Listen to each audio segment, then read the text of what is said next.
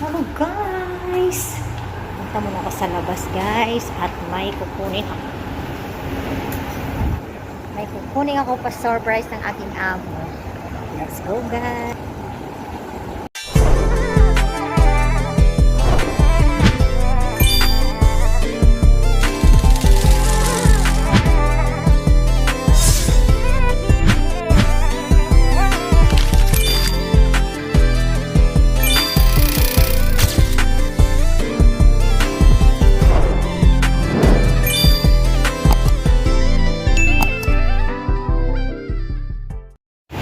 Hello guys! Welcome to my YouTube. It's me again, Janet Vlog. Ay, dito ko ngayon guys. Ay, pupunta ako sa NTR station kasi may pa-surprise yung aking among babae. May pa-surprise na siya akin kaya nag-message siya sa akin na pupunta ako daw sa NTR station at kukunin ko yung in-order niya na cake kasi mag-birthday ako kaya yung surprise niya sa akin is bumili siya ng cake. Nag-order siya ng cake at ibibigay niya sa akin.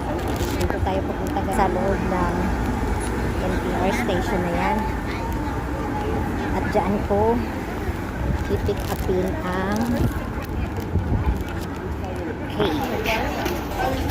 Dito na ako sa loob ng NTR guys. Hindi ko alam kung ano yung klaseng cake yung in-order niya sa akin.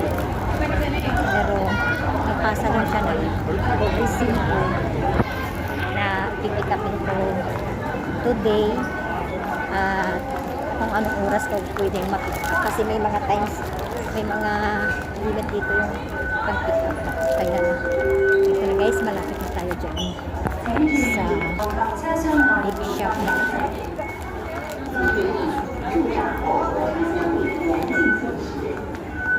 Your attention please. Eating or drinking. Dito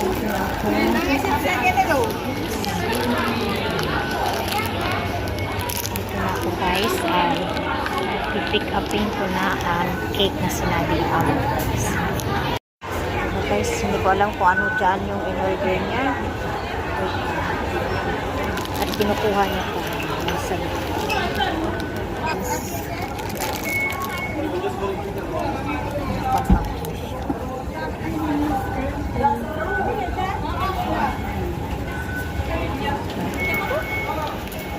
okay na. Okay.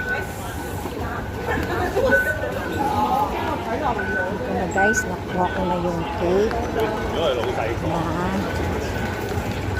inirigalo sa akin ng aking amo. Ngayon, babalik pa naman ako doon sa church kasi doon ako magsiselebrate ng aking birthday. Ito guys, hawak na ang regalo ng aking amo. Pero hindi naman ako na-surprise kasi every year naman siya nagbibigay ng regalo every year. Pero last year nagbigay rin siya ng cake.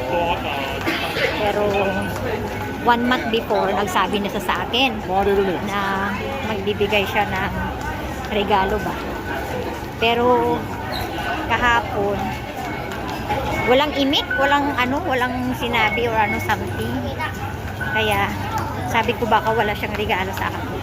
Kaya sabi ko kanina, ako na lang magbili ng cake para sa akin. Tapos, yun nga, nandito na ako sa church, nag-message siya na, sabi niya, nag-message lang siya ng resibo. Tapos yun sa huli niya, sabi niya, happy birthday Jane, I have something for you. Sabi niya ganun. Tapos yun nga, yung resibo ng cake yung binigay niya sa akin. Ay, dami. Guys, malapit na ako sa church. Malapit na ako sa church. Sa church. Layo rin ang aking nilakaran. Ay, yung pawis ko tagatak. Ay, napapawisan yung aking view.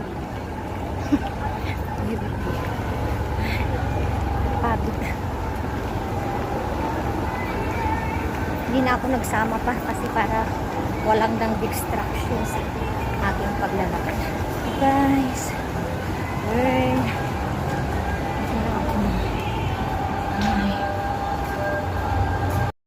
sixth floor.